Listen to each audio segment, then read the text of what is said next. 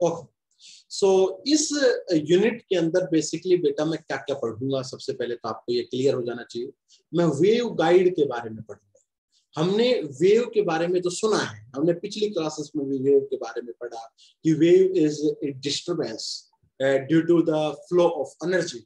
एक स्थान से दूसरे स्थान पर जब कुछ डिस्टरबेंस पैदा होती है और बेसिकली वो डिस्टरबेंस जो है ड्यू टू द एनर्जी के फ्लो के कारण होती है, उसको हम वेव कहते हैं। ओके, नाउ वेव के अलग अलग टाइप्स पे बात की। मैंने आपको बताया कि वेव के आपके मेन जो है अध्याय मैकेनिकल और नॉन मैकेनिकल वेव।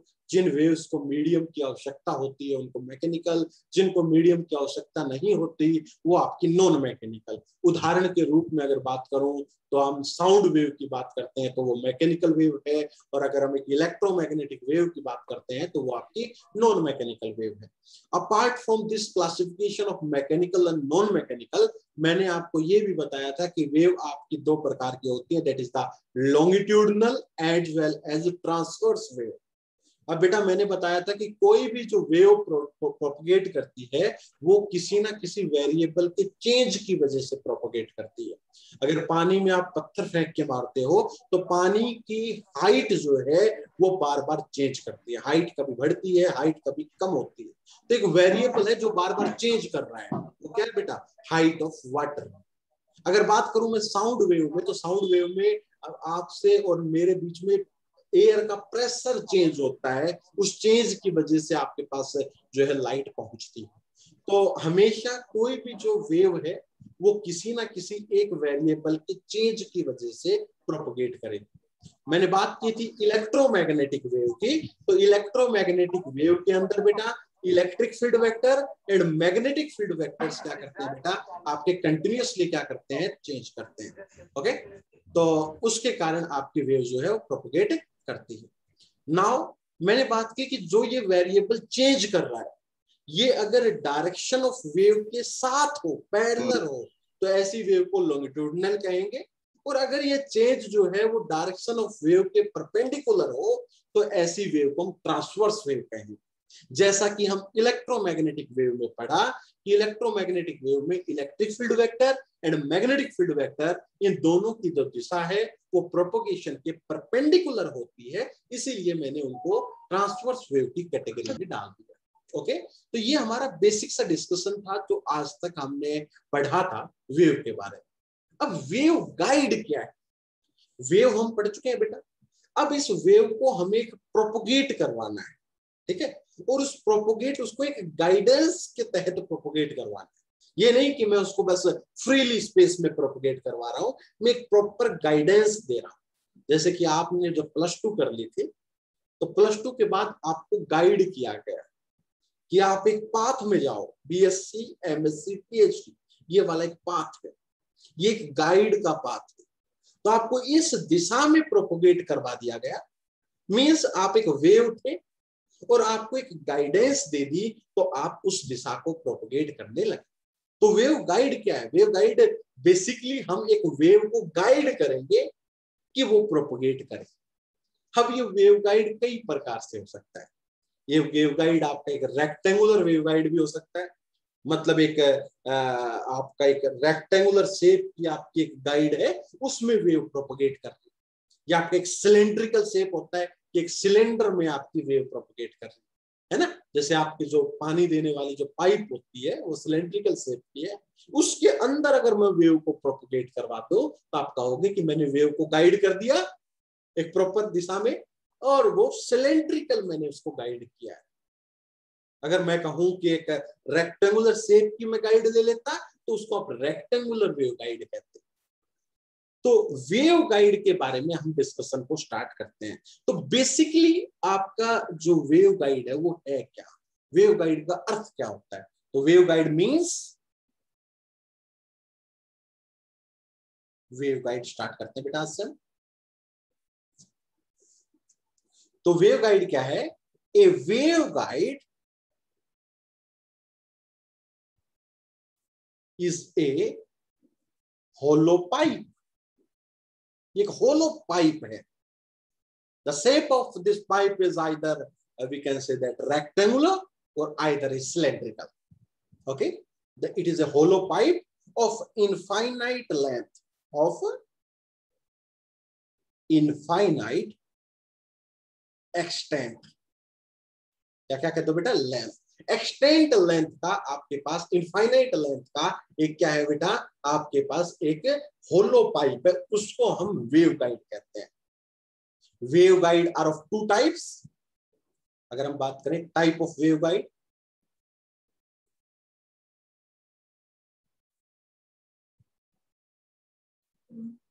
तो मेनली हम दो प्रकार का डिस्कशन करेंगे बेटा. एक तो rectangular wave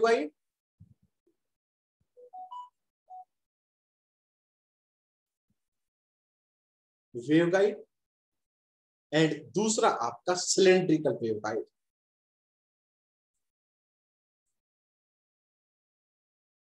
cylindrical wave guide, दो प्रकार के जिक्र करेंगे. आपको फील होगा कि जब एक वेव जो है रेक्टेंगुलर वेव गाइड में प्रोपोगेट करती तो उसकी इक्वेशंस क्या होती है, उसकी इलेक्ट्रिक फील्ड और मैग्नेटिक फील्ड का एक्सप्रेशन क्या होता है.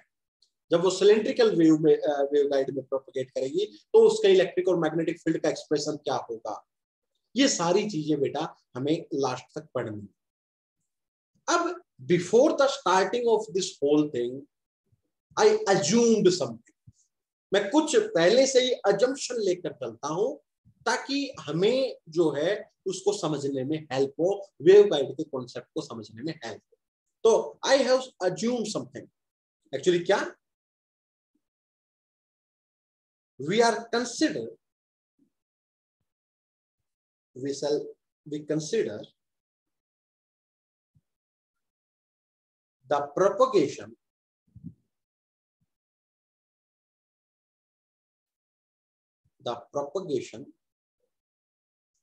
of electromagnetic wave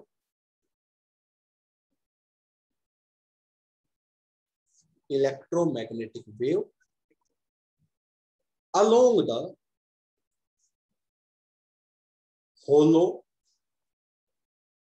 conducting pipe.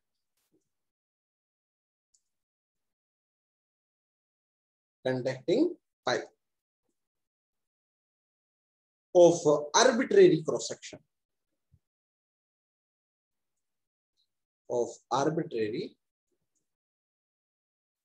section. And it is uniform. Arbitrary cross section जो आपका क्या है बेटा? यूनिफॉर्म है. यूनिफॉर्म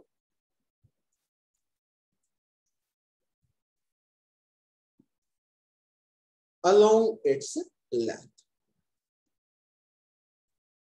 सुनिएगा बेटा, थोड़ी सी हम इसमें कंसिडर करके चलेंगे कि जो आपकी जो पाइप है, उस पाइप का जो वेव आपको प्रोपोगेट कर रही है उसके लेंथ के अलोंग जो है वो प्रोपोगेट कर रही है. We are assume this. Okay, हम ऐसा नहीं करेंगे कि आपने पाइप लिया और वेव को आप किसी और पर्टिकुलर डायरेक्शन में प्रोपोगेट करवा रहे हो, लेंथ से और कोई दिशा दे रहे हो, तो आप उस चीज को नहीं कर पाओगे.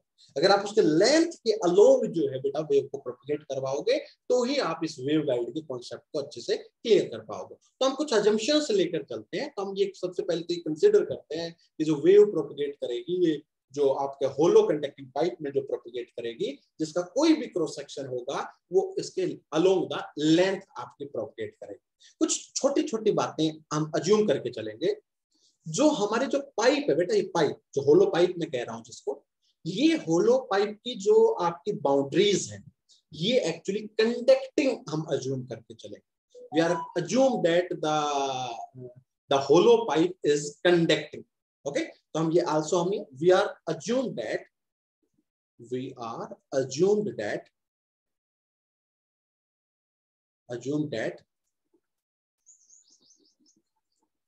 the hollow pipe is conducting. मैं ये अज्यूम करके चलूंगा कि जो पाइप है वो आपकी कंडक्टिंग. मैं ये भी अज्यूम करूंगा कि जो पाइप के अंदर जो होलो है बेटा उसके अंदर कुछ भी नहीं है. It is the vacuum, the pipe of filling with the vacuum. There is no air, there is no medium present in the pipe. उसके अंदर कुछ भी नहीं है. ओके बेटा, we are further assume that we further assume that the interior of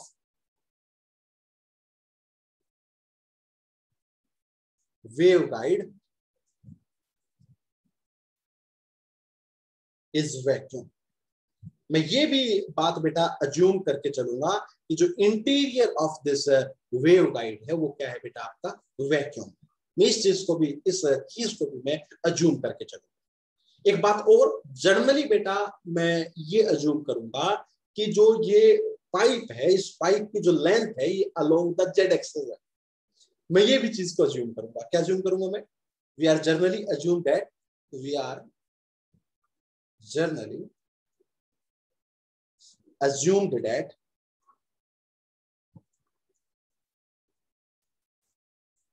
length of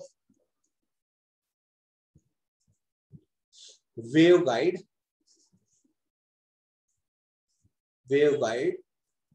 is along z axis।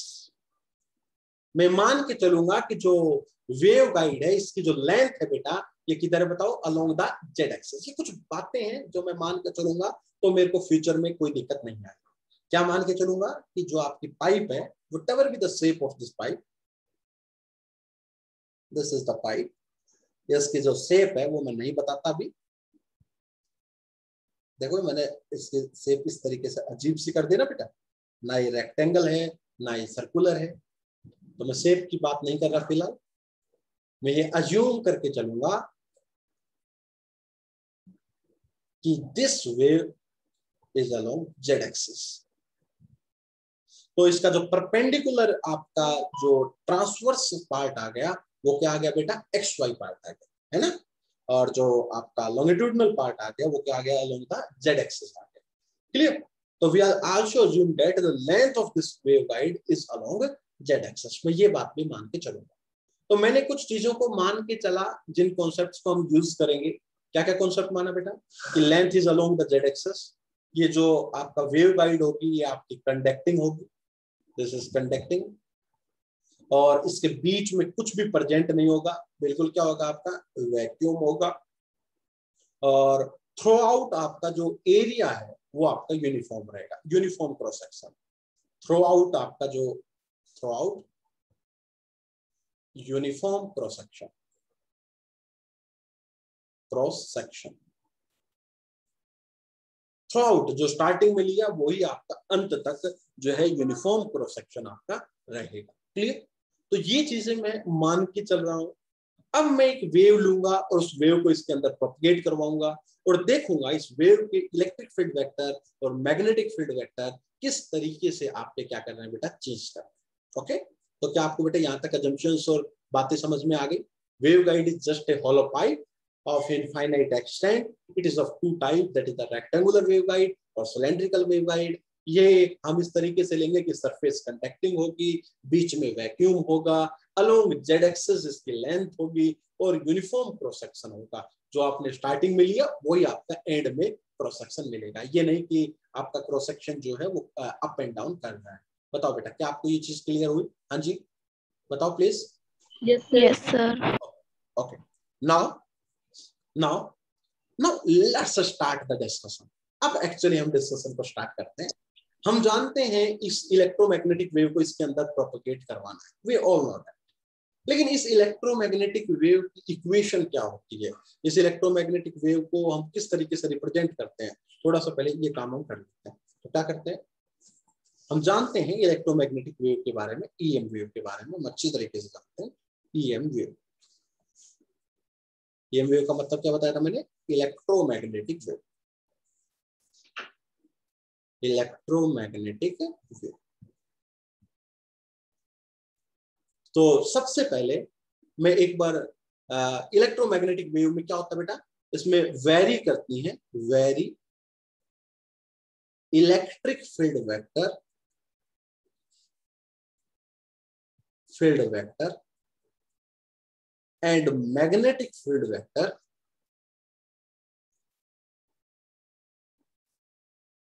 Magnetic field vector continuously, perpendicular to each other, perpendicular to each other, and perpendicular to the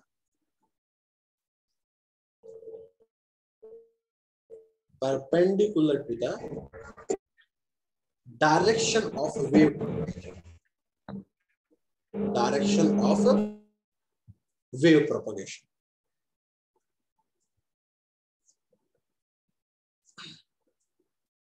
wave propagation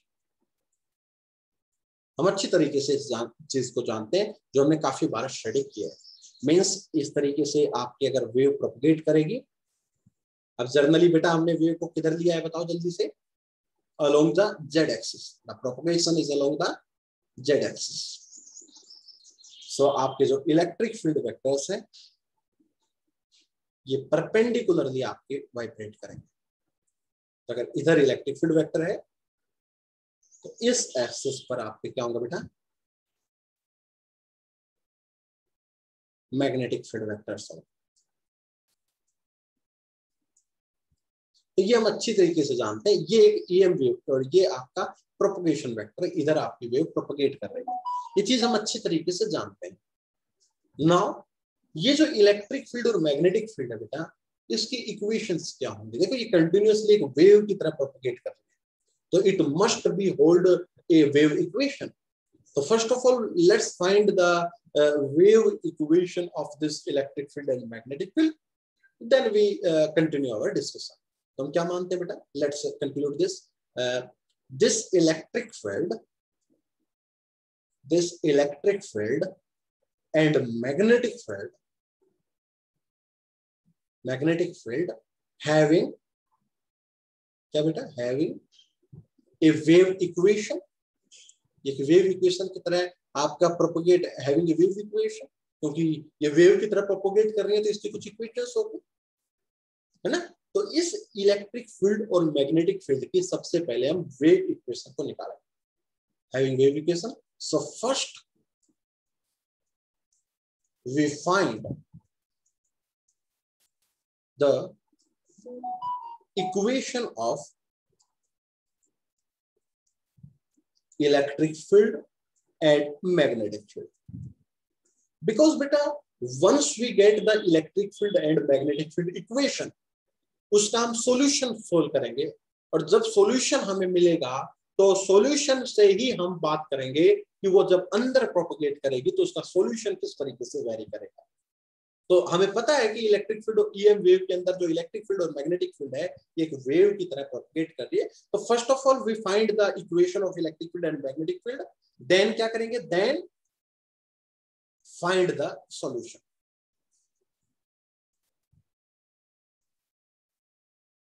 of electric field and magnetic field, है ना। इस EM wave की, इस electric field और magnetic field को अगर आपको निकालना है तो पहले इसका हम सॉल्यूशन की, पहले हम इसकी इक्वेशन की बात करते हैं कि किस इक्वेशन के तहत ये आपका मूव कर रहा है, फिर उसका सॉल्यूशन फाइंड आउट करेंगे, और जब सॉल्यूशन हमें मिल जाएगा तो बेटा फिर हम आपको बताएंगे कि वेव गाइड में जब ये वेव प्रोपगेट करेगी तो बेटा फ्री स्पेस में इसका सॉल्यूशन ये होता है, और आपका जब वेव गाइड में प्रोपगेट करती है तो इस इलेक्ट्रिक फील्ड और मैग्नेटिक फील्ड का एक्सप्रेशन ये आता है, ये इनके कंपोनेंट्स आते हैं। ये चीजों को हम धीरे धीरे पढ़ेंगे।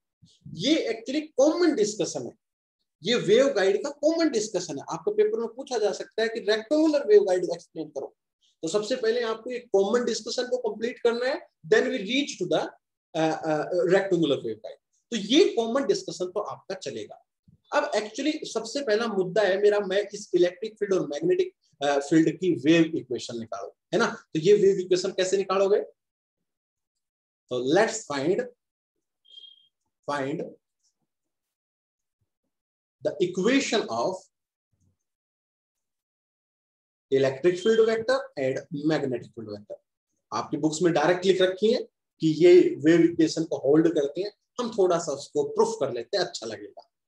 तो फ्रॉम मैक्सवेल इक्वेशंस, आपने अक्सर पढ़ी होंगी, मैक्सवेल एक ऐसा साइंटिस्ट था जिसने पूरी ईएमटी को अपनी 4 इक्वेशंस में समेट दिया। उसने हर चीज को बता दिया, इलेक्ट्रोस्टेट्स को बता दिया, मैग्नेटोस्टेट्स को बता दिया, इलेक्ट्रोमैग्नेटिक इंडक्शन नाम की चीज को बता दिया। हर चीज को इसने अपनी 4 इक्वेशंस में समेट दिया। कभी आपने पहले पढ़ी हो, कभी टाइम लगेगा तो इसके बारे में और भी डिस्कस करेंगे। तो मैक्सवेल की जो पहली इक्वेशन थी वो अबाउट द इलेक्ट्रिक फील्ड थी। हम जानते हैं गोस लॉ, अच्छी तरीके से जानते हैं, हम गोस लॉ को अच्छी तरीके से जानते हैं, गोस लॉ। तो गोस लॉ की जो डिफरेंशियल फॉर्म थी वो क्या थी बेटा? डेल डॉट ई है बेटा, इज इक्वल टू कितना बेटा, बताओ जल्दी से, रो बाई एप्सिलॉन नॉट। बताओ ये था नहीं था बेटा? Electric flux is equal to q enclosed by epsilon naught, और आपकी ये डिफरेंशियल फॉर्म होती थी। तो this is the Maxwell first equation. अगर मैं बात करूं मैक्सवेल की सेकंड इक्वेशन, तो the second equation is del dot B is basically zero. This is the second equation कि जो मैग्नेटिक फील्ड होता है उसका नेचर कर्ल होता है, वो डाइवर्ज नहीं करती मैग्नेटिक फील्ड। मैग्नेटिक फील्ड क्या करती है बेटा? कर्ल करती है, घूमती है, डाइवर्ज नहीं करती। That's why del dot B is equal to zero. Actually अगर मैं इसके साथ साथ एक बार इंटीग्रल फॉर्म भी लिखता चला जाऊं तो आपको ज्यादा क्लियर होगा। Close E dot ds is equal to कितना आया था बेटा? Q enclosed by epsilon naught. ये इक्वेशन कभी शायद आपने पढ़ी गॉस लॉ की, तो उससे आपके डिफरेंशियल फॉर्म बने। Actually this equation is help us to find the electric field, and if the electric field is given, it is find the rho, charge distribution। तो पूरी इलेक्ट्रोस्टेट को ये पहली इक्वेशन एक्सप्लेन कर देती है। इलेक्ट्रोस्टेट में हम क्या पढ़ते हैं? अबाउट द इलेक्ट्रिक फील्ड, किस इलेक्ट्रिक फील्ड को कैसे कैलकुलेट करें, और आपको पता है गॉस लॉ से हम इलेक्ट्रिक फील्ड को कैलकुलेट करते हैं। तो Maxwell first equation explain the whole electrostatics. Maxwell second equation क्या कहती है कि close flux of B dot ds is equal to zero. सही भी बात है कि मान लो मैं एक क्लोज सरफेस ले लूं, एक स्फीयर ले लूं, और इस स्फीयर के अंदर मैं एक नॉर्थ और साउथ एक मैग्नेट रख दूं, तो आपको पता है नॉर्थ से मैग्नेटिक फील्ड निकलेंगी, साउथ में एंटर करेंगी, नॉर्थ से निकलेंगी, साउथ में एंटर करेंगी। तो ओवरऑल अगर इस लूप में मैग्नेटिक फील्ड की लाइंस देखो तो जितनी निकल रही हैं उतनी एंटर कर रही है, तो चेंज तो जीरो हो गया। मतलब मैग्नेटिक फ्लक्स लाइन नहीं आती है क्लोज लूप के अंदर। इलेक्ट्रिक फ्लक्स लाइन जरूर आती है। क्लोज लूप लिया, इसमें क्यू चार्ज रख दिया, तो क्यू चार्ज की वजह से फील्ड लाइन किधर आती है बेटा? बाहर की तरफ फील्ड लाइन आती है। यस, इस केस में कह सकता हूं कि फील्ड लाइन क्रॉस कर रही है, तो कुछ ना कुछ इलेक्ट्रिक फ्लक्स आएगा। बट मैग्नेट्स में मोनोपोल नहीं होते, डाइपोल होते हैं, एक फील्ड को देने वाले, एक फील्ड को लेने वाले। तो क्लोज आपका अगर मैं फ्लक्स की बात करूं तो वो कितनी आ जाती है? जीरो आ जाता है। ये पूरी मैग्नेटोस्टेट को एक्सप्लेन करता है। पूरी मैग्नेटोस्टेट इससे एक्सप्लेन होती है कि the nature of the magnetic field is curl not the divergent. तो ये इक्वेशन नंबर सेकंड आ गई। थर्ड, कहीं ना कहीं बेटा आपने शायद फैराडे लॉ पढ़ा हो। Faraday law, Faraday law, Faraday law ने बहुत खूबसूरत बात कही। फैराडे ने कहा कि जो ईएमएफ प्रोड्यूस होता है, EMF means something related with voltage, वो आपका रहेगा that is the minus dm by dt। What is the magnetic flux? Magnetic flux कि मैग्नेटिक फ्लक्स के चेंज करने से ईएमएफ प्रोड्यूस होगी, ये कहता है फैराडे लॉ। आपने जितनी भी मोटर्स पढ़ते हैं, मोटर में क्या होता है बेटा? एक मैग्नेट्स होते हैं अंदर, ये नॉर्थ पोल और ये साउथ पोल, और ये कोइल होती। तो क्या करते हैं? इस कोइल को रोटेट करवाते हैं। तो जब कोइल रोटेट करेगी तो इस कोइल के अंदर मैग्नेटिक फ्लक्स चेंज होगा। क्योंकि नॉर्थ से साउथ फील्ड जा रही है, अगर कोई रोटेट करेंगी तो मैग्नेटिक फील्ड लाइंस जो क्रॉस कर रही है वो चेंज होगी, तो मैग्नेटिक फ्लक्स चेंज होगा, और मैग्नेटिक फ्लक्स चेंज होने से आपकी ईएमएफ प्रोड्यूस होगी, इस कोइल के अंदर करंट प्रोड्यूस हो जाएगा, इस कोइल के अंदर करंट प्रोड्यूस हो जाएगा। तो जितनी भी आपकी मोटर्स हैं वो इस फिनोमेना पे बेस्ड, आपको देखते होंगे जैसे मोटर को तोड़ते होंगे तो उसके अंदर मैग्नेट निकल के आते हैं, तो वो इसी फिनोमेना के ऊपर बेस्ड है। तो अगर मैं इसकी थोड़ी सी फॉर्म देखूं बेटा, पोटेंशियल जो हमारा क्या होता है, potential is the E electric field dot DL, और अगर मैं मैग्नेटिक फ्लक्स की बात करूं तो वो होता है आपका क्या बेटा, B dot ds upon dt, और यहां पर अगर मैं स्टोक्स थ्योरम लगाऊं तो आपका आएगा curl of E dot ds is equal to minus curly B by curly t dot ds। और इस इक्वेशन को दो इंटीग्रेशन तभी बराबर हो सकते हैं जब उनके इंटीग्रैंड बराबर हो। इंटीग्रैंड मतलब जिनका हम इंटीग्रेशन कर रहे हैं। तो यहां से इक्वेशन मिली, curl of E is equal to minus curly B by curly t।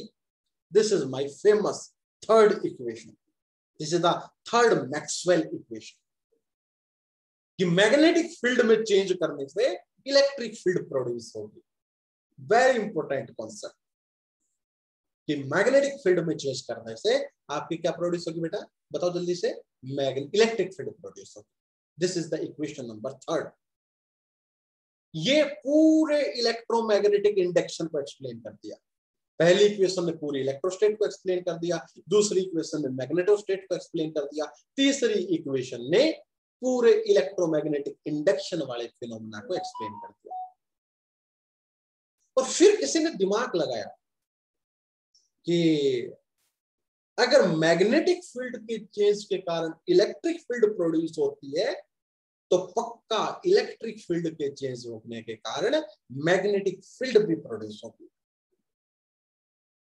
इससे क्या पता लग रहा है कि मैग्नेटिक फील्ड में चेंज करने से इलेक्ट्रिक फील्ड चेंज हो रही है। तो फिर अंदाजा लगाया गया, इस एक थोड़ी सी नेचर के अंदर जो सिमेट्री है उसका यूज किया गया। Nature loves symmetry, everything is symmetric in this nature, हर एक चीज सिमेट्रिकल है। आप अपने बॉडी को भी देखो तो बीच से अगर काट दो तो इधर और इधर, एवरीथिंग इज सिमेट्रिक, सब कुछ सिमेट्रिक है इस नेचर में। तो अगर मैग्नेटिक फील्ड के चेंज होने से इलेक्ट्रिक फील्ड मिलती है तो पक्का इलेक्ट्रिक फील्ड चेंज होने से मैग्नेटिक फील्ड मिलेगा। और यहां से एक्सप्रेशन आया, the curl of B is mu naught J plus mu naught epsilon naught करली E by करली T। This is my fourth equation.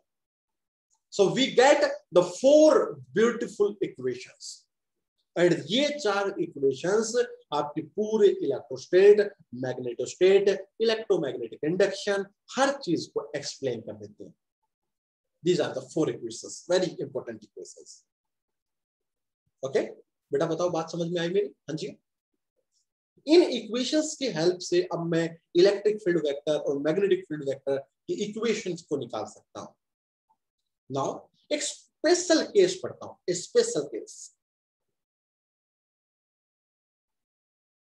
Special case क्या पढ़ता हूं बेटा, कि इन फ्री स्पेस, क्योंकि हमें पता है कि जब एक ईएम वेव गाइड में प्रोपेगेट करेंगे तो वेव गाइड के अंदर तो कुछ नहीं, फ्री स्पेस है, फ्री स्पेस है, या क्या कहते हो बेटा, वैक्यूम है।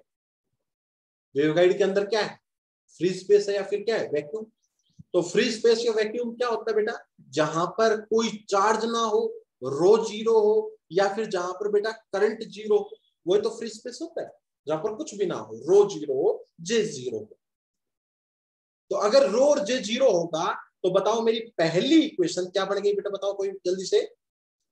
Del dot E is equal to zero. क्या मेरी पहली इक्वेशन ये बनी? हाँ जी बेटा, प्लीज चेक इट। हाँ जी, यस सर। दूसरी इक्वेशन क्या बनी बेटा, del dot B is equal to zero. तीसरी इक्वेशन क्या बनी बेटा, curl of E is equal to minus curly B by curly t, ये बिल्कुल सेम बढ़ गई।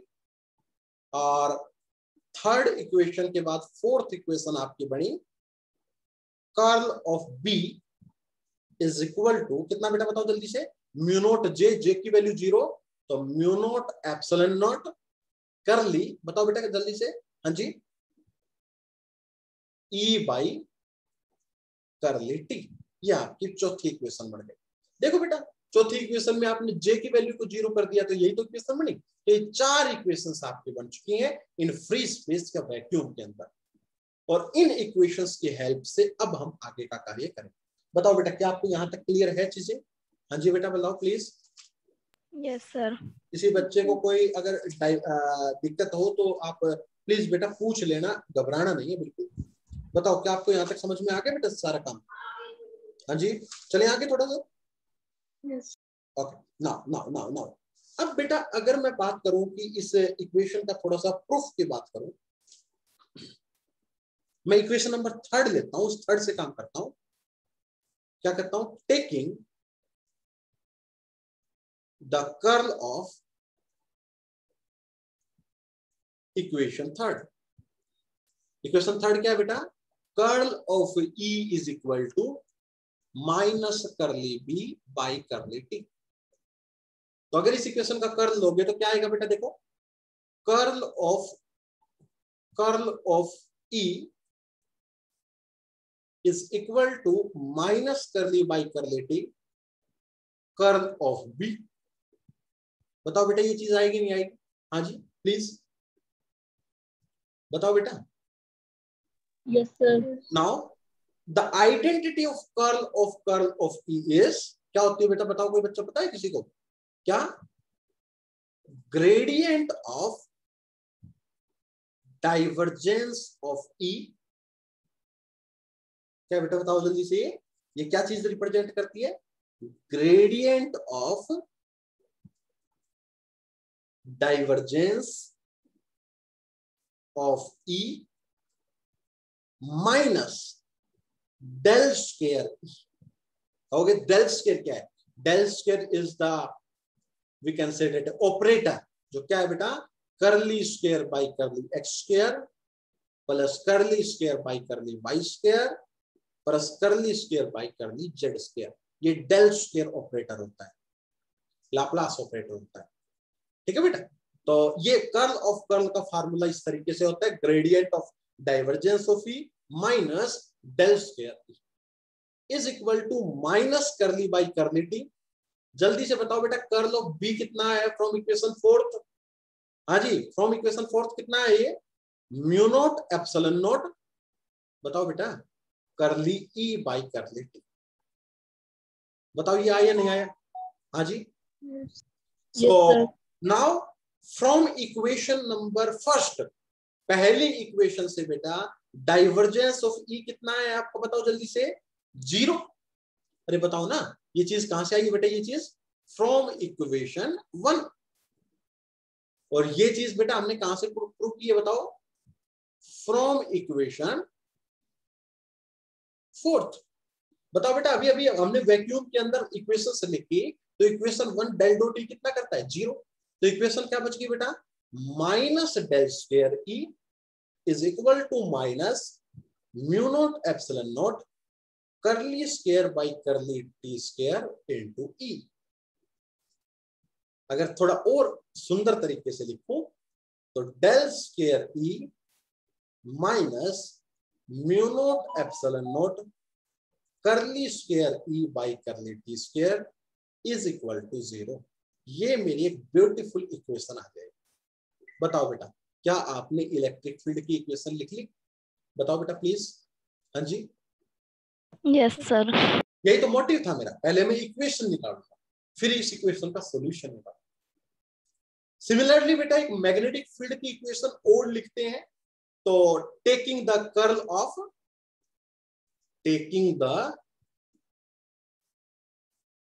Of equation number 4। तो 4 क्या है बेटा? जल्दी से देखो कर्ल ऑफ बी कितना था? Mu naught epsilon naught curly by curly t of E. Now अगर इसका कर्ल लूंगा तो curl of B is equal to mu naught epsilon naught curly by curly t, and this is curl of E, and curl of B का formula क्या पढ़ा हमने? That is the gradient of divergence of B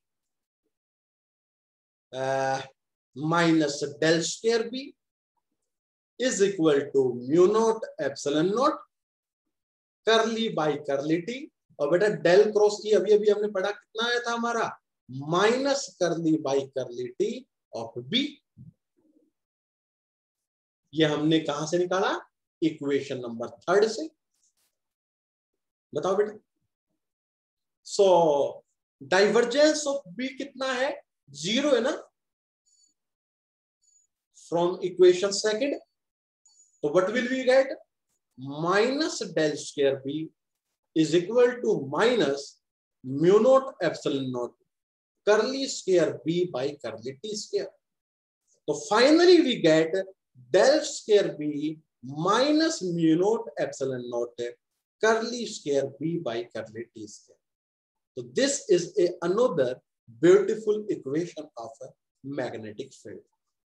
तो वो हमने electric field की equation निकाली, ये हमने मैग्नेटिक फील्ड की इक्वेशन निकाली। अब हम इस इक्वेशन का सॉल्यूशन निकालेंगे और फिर हम इसकी किस तरीके से वेव गाइड के अंदर जब ये प्रोपगेट करती है तो इसकी कहानी क्या होती है उसको पढ़ेंगे। तो आपको यहां तक का कॉन्सेप्ट आई थिंक क्लियर हो गया होगा। किसी बच्चे का कोई डाउट हो तो बेटा पूछो प्लीज। हाँ जी बेटा, एक बार चैट बॉक्स में आप प्लीज से यस, चैट बॉक्स में आप यस लिख दें please, it's request. Chat box में आप यस लिख दें।